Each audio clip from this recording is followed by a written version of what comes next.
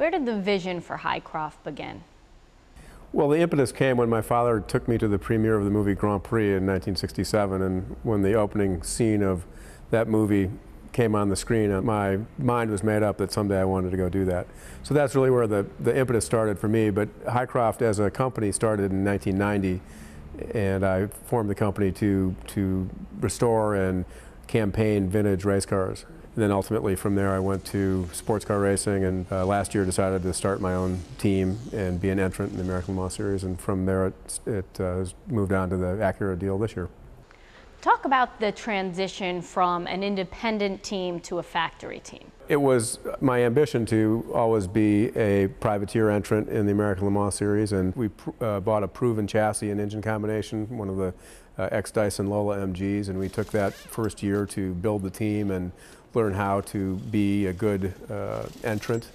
Our plan did not include factory backing. It was something we always had hoped for. It's sort of the holy grail of any team owner. And then when the advent of the Acura deal came along, it was we were much better positioned to be able to then move this program forward. Well, let's talk about the people that are here. How did you come to get David and Stefan involved?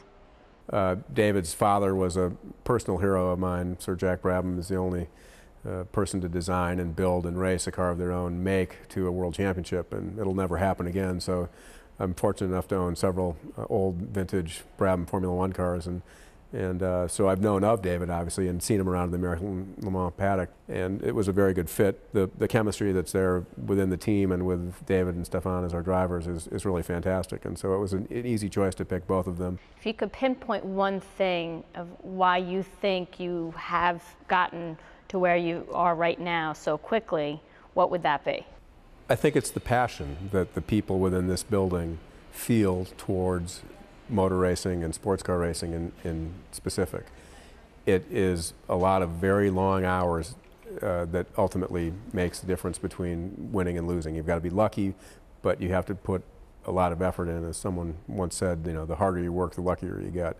So how excited were you when Acura finally picked you? Well, we were obviously over the moon. I've told the story before. When I signed the deal with Robert Clark, he asked me if I ever thought I was going to get the deal, and I relayed that story to him, that when we walked out of his office, we thought there was no chance. He said, "That's what I thought when you walked in."